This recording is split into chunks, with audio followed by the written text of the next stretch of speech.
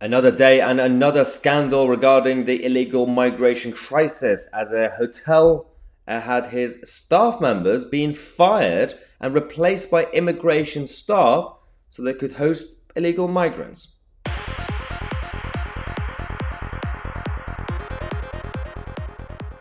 Wow. Over the last few days, we've been quite busy on this channel talking about the issues around illegal migration. And of course, there have been a number of hotels and hotel owners who've been standing up to the Home Office and Serco and all the others by rejecting their offers to take over their hotels to host the illegal migrants. But this is a bad one. This is Humberview.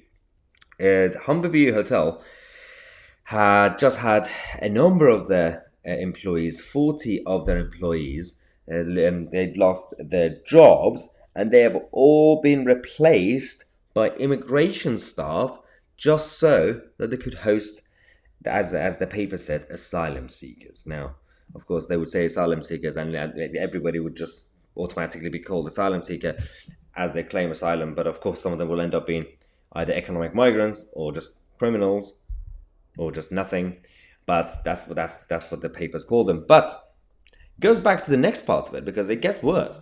The next issue is the fact that 80 to 90% of all hotel staff in North Ferriby have made redundant. 80 to 90% have been made redundant. In those areas, that is a huge number. And when it comes to the economic crisis that we have and employment issues, this is not a good time with the cost of living crisis. Now, when you go on Google, the Humberview Hotel in Hull, it says that it's temporarily closed. So you can't even actually use it. Obviously, you can't use it. So they've already updated their website and their Google review and everything else. But what we have, one of the employees from Ferriby actually said that they felt as if no one was considering those who had lost their jobs. She said, "It's just not fair seeing your colleagues going out crying. It's just not nice. There are people who will definitely struggle. It's so divided, the mood here.